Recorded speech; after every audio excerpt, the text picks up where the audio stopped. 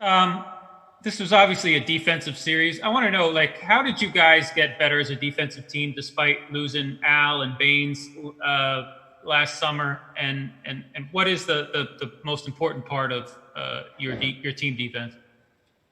Losing those two guys was a definitely big hit to our defense and our team. But it just allowed, other people like Jason, Jalen to entice and Rob Williams, to step in and really pick up the slack on their ends. And, that's tremendous for us because not only do you have Jason and Jalen playing offensively, but you got them playing defensively and becoming two-way players. And that's just incredible for our team. It only helps us and makes us better. So even though we lost two key guys on that defensive end, everybody else picked up the slack for them and picked it up for our team.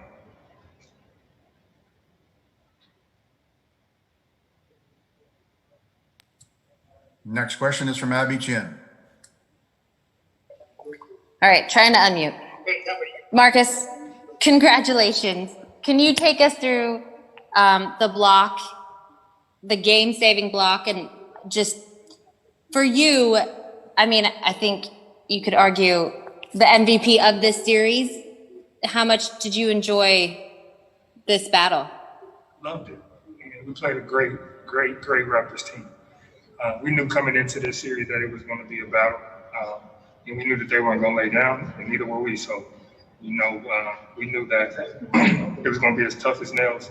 And the team who's the toughest mentally and physically is going to win. Tonight, that showed that block. It's funny because as soon as Norman caught the ball, instantly I remember last game where that exact same play, he came at me full court and got the N1 in the same type of little standard where, close game, and it put them up, I think, 3 or something like that. It was a tie game. So when he caught the ball in my mind, I was just telling myself he has to dunk it. I'm not going to give no foul. I'm going to just meet him up top and see who wins that battle. And, I bet on myself 110% of the time. And I'm first team all defense for a reason. And I believe in that wholeheartedly. Next question is from In Person with Jeff Zilgett. Marcus. I know you said that you bet on yourself on that play. Based on what you just told us, did you think he was going to try to dunk it or lay it in? Did you read the play? He made a good move right to left crossover, which kind of made me shift my hips. I honestly thought he was going to go up to dunk it, just for the simple fact that I was right there. But I think in the last game, it was in his mind. He thought it was just laid in. But my lateral quickness allowed me to recover from the crossover that he had and make a great play. My teammates believed in me. And, in a game like that, they knew and I knew at the same time that it was going to be hard. And I thought that I was going to come up with that with the block, and I did. Next question from John Corrales. Hey, Marcus. Grant Williams was kind of forced into service there down the stretch in the fourth quarter as a rookie. I mean, aside from the 2 free throws, he seemed to be making some big plays. Can you just speak to a rookie stepping up, forced into service like that? Oh, man, Grant Williams. It's a big shout out to Grant, the general. He's not even a rookie anymore. The way he plays, the way he sees the game, the way he comes in and brings the energy. He's so comfortable, and his confidence through this series has risen. He's hitting key threes for us. He's played great defense. And, when he's on the court, he gives it 110%. And for him to come in a game like that, Game 7, a rookie, to come up with that play, even though he missed those free throws, the fact that he was in the mix to even come up with that rebound was incredible. Big shout out to Grant Williams for that. Next question is from Sherrod Blakely.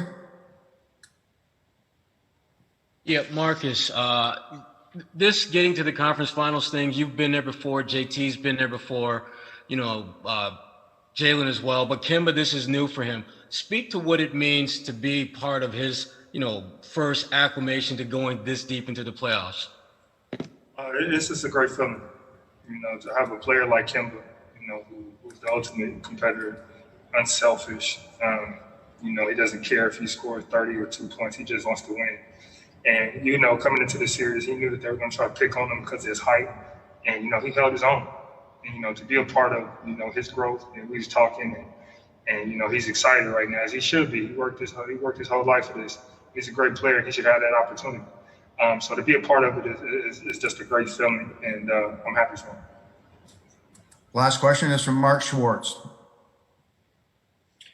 Marcus, what is the most important thing or most important things that you learned from this series that will help you moving forward against Miami? That everything isn't always going to go your way, and you got to continue to find a way. A lot of time for this team, when things have gotten a little shaky, especially on the offensive end, we're not hitting as many shots.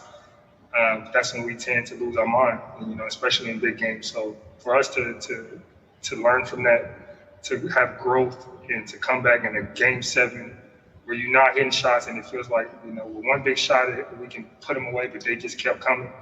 To continue to hold our composure and stay poised and finish that game is huge for us. Congratulations. Thank you again, Mark. Guys wanted, but it's been just a very